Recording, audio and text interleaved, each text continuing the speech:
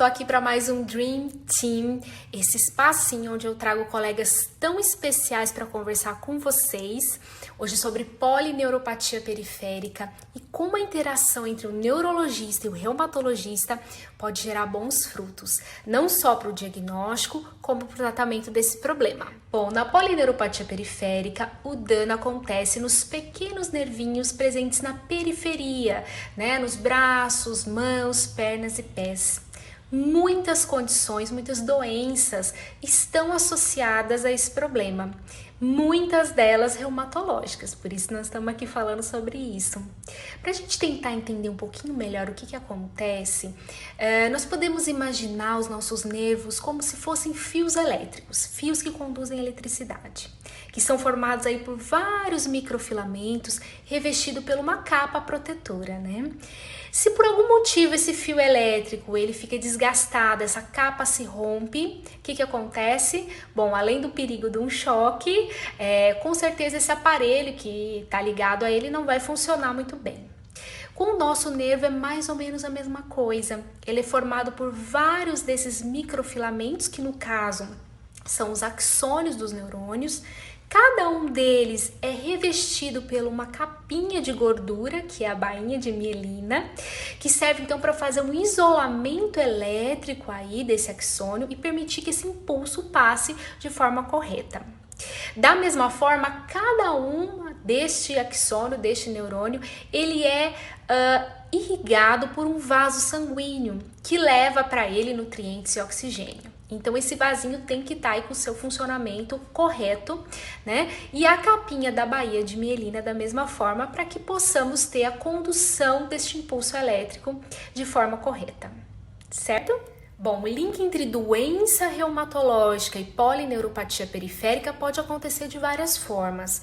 Por exemplo, pela compressão ou inflamação de um nervinho numa articulação deformada, inflamada, ou mais comumente aí uma inflamação do vasinho que irriga esse nervo, chamado de vasa nervorum, acontece com frequência nas doenças reumáticas, ou por exemplo pelo uso de algumas medicações que podem ser tóxicas, neurotóxicas, para os nervos periféricos. Essas são algumas formas que a doença reumática pode levar à polineuropatia periférica. Os sintomas mais comuns que os nossos pacientes relatam devido à polineuropatia periférica é a sensação de dor, tipo uma queimação, agulhada, picadas, choques, tá?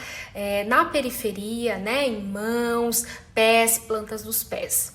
Em alguns casos, a gente tem também fraqueza muscular, com dificuldade de caminhar, dificuldade de apreender aí objetos, por exemplo. E a doença reumatológica mais associada à polineuropatia periférica é a síndrome de Sjögren. Estamos falando bastante dela nesse Dream Team, né?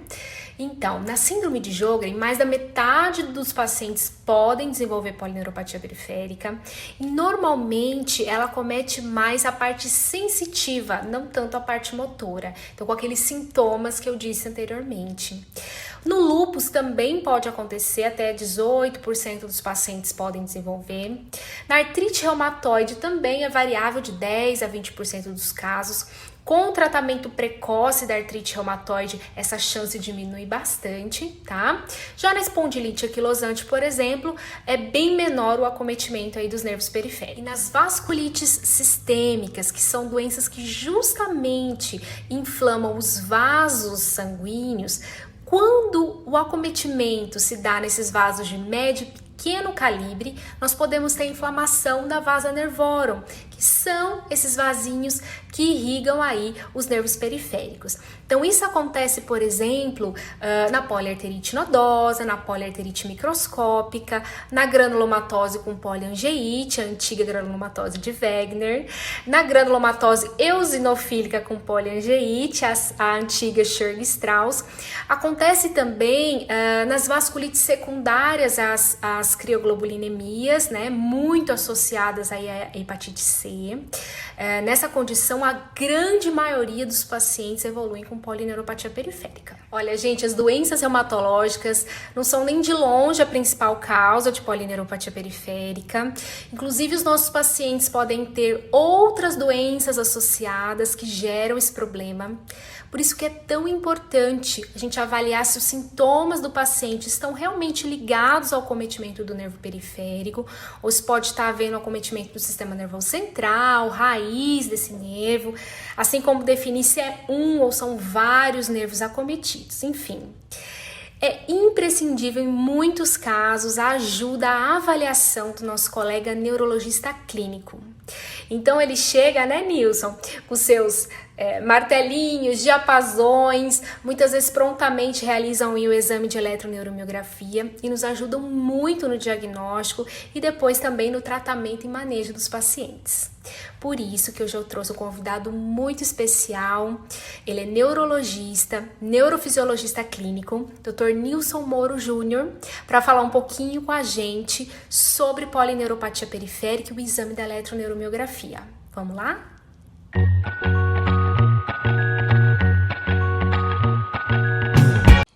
Olá, meu nome é Nilson Moro, sou neurologista e neurofisiologista clínico. Venho agradecer a minha amiga Maria Luísa Nerisoli, uma excelente reumatologista. E hoje falaremos sobre as polineuropatias periféricas. Mas precisamos entender alguns pontos fundamentais. O que é uma neuropatia periférica? Bom, a neuropatia periférica é uma doença que afeta o sistema nervoso periférico, que ele é formado por uma rede de fibras, que são os nervos periféricos. E quais são as funções desses nervos? Bom, ele leva informação do sistema nervoso central até os órgãos e recebe informação desses órgãos também.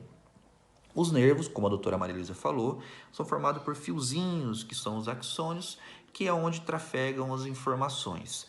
3 funções básicas o nervo periférico faz. Função de sensibilidade, dor, temperatura, tato, propriocepção, equilíbrio, uma função motora, que é a execução dos movimentos, e uma função autonômica, que é de piloereção, sudorese, etc. Tá? Então, as polineuropatias, elas afetam várias partes do corpo. Pode ser acometimento de um nervo, nós chamamos de mononeuropatia. Como exemplo clássico, eu tenho a síndrome do túnel do carpo, em que há acometimento do nervo mediano no carpo. Mas também pode ter acometimento de vários nervos ao mesmo tempo, tá? E neste caso nós chamamos de polineuropatias, o acometimento de vários nervos ao mesmo tempo. Como exemplo clássico que nós temos e mais comum é o diabetes mellitus. Então o diabetes, ele causa polineuropatia diabética. Ao longo do tempo do diabetes, se não for cuidado, logicamente, o nervo começa a perder sua função.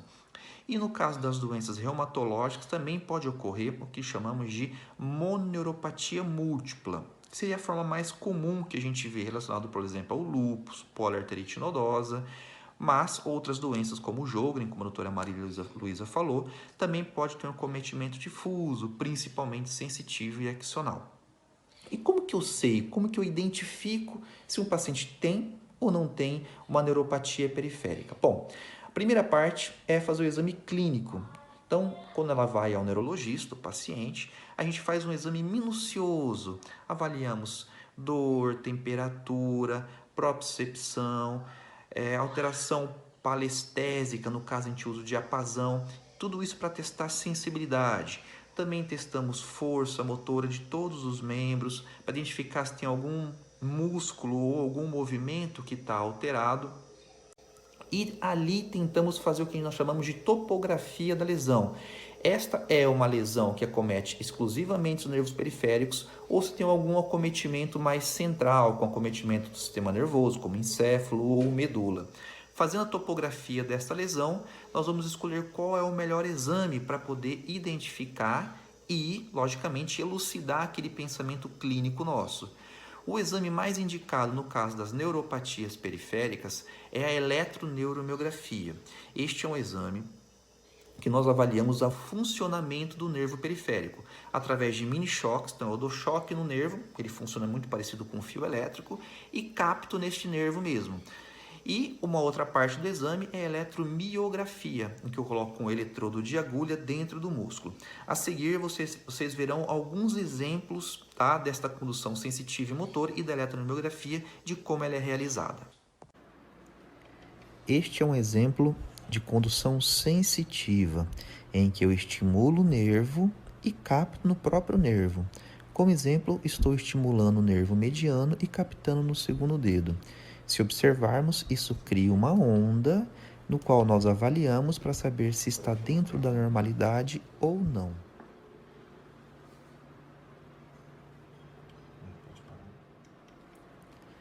Neste outro exemplo, eu estou estimulando o nervo e captando no músculo.